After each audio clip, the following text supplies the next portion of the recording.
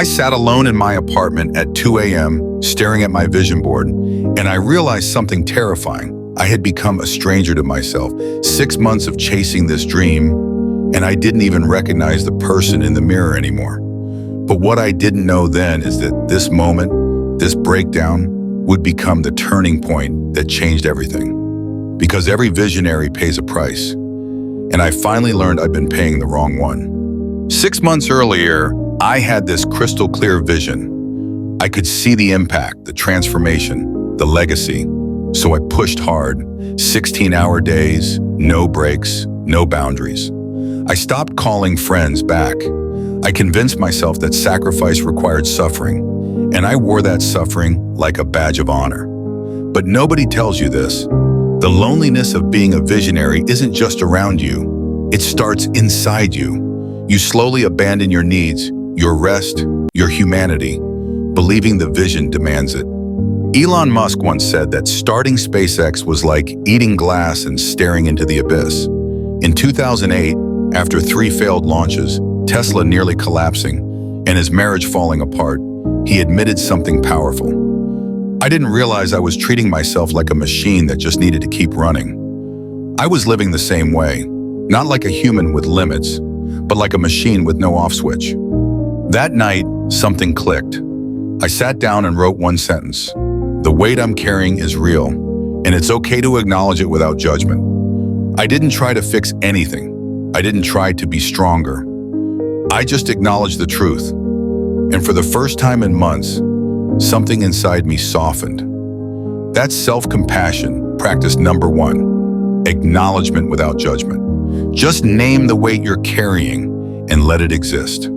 But acknowledgement wasn't enough. The cost kept increasing. I lost 2 friendships, not from conflict, but from absence. My health tanked. I wasn't sleeping. I was living on caffeine and adrenaline. And the worst part, I was proud of it. But here's the truth nobody wants to face. Sacrifice is not the same as self-destruction. Steve Jobs learned this the hard way. After being kicked out of Apple in 1985, the company he built, he said it was one of the most painful moments of his life. But later he called it the best thing that could have happened. Why? Because losing Apple forced him to confront something deeper. He had tied his entire identity to achievement. I was doing the same thing, letting my vision define my worth. That's the hidden cost of being a visionary. Your self-worth becomes tied to your results. I hit my breaking point when I missed a major deadline. Instead of thinking, this project is delayed, I told myself, I am the failure.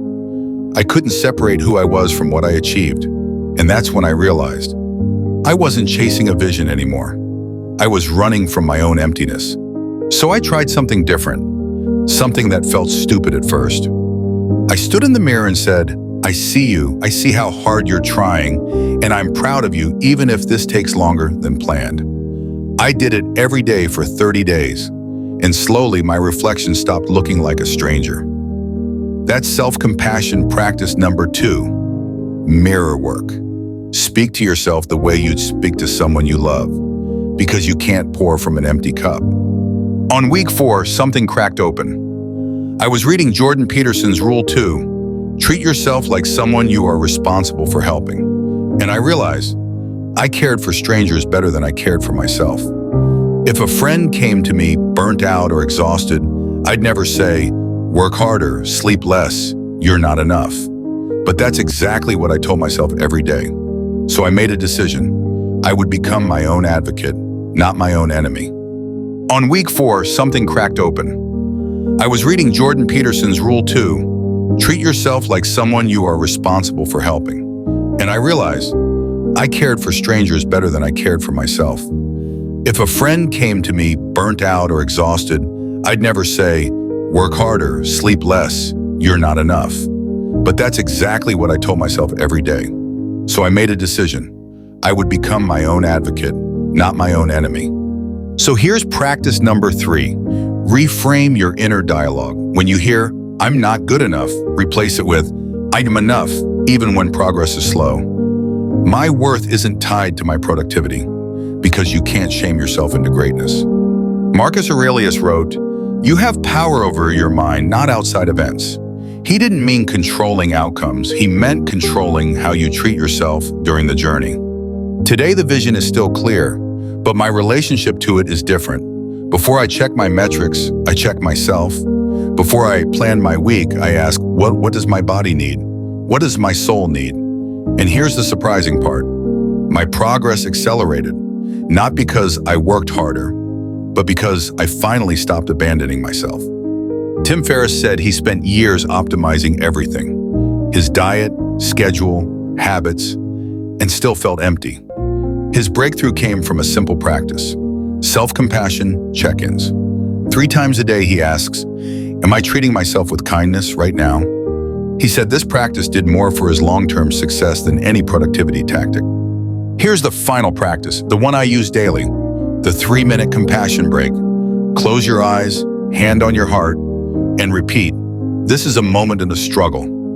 I'm not alone, every visionary faces this. May I be kind to myself in this moment. 3 minutes, but it rewires everything. Because when you stop abandoning yourself, your vision stops fighting you and starts flowing through you. The cost of being a visionary is real. You will face loneliness. You will face doubt. You will see things no one else sees. But the cost that destroys you isn't the work. It's losing yourself to the work. My vision became clearer the moment I stopped abandoning myself for it. Because here's the truth. You are not your achievements. You are not your productivity. You are the person carrying the vision. And that person deserves care, not sacrifice. So tonight, stand in front of the mirror. Look yourself in the eyes and say, I see you, I'm proud of you, and I've got you. See you in the next one.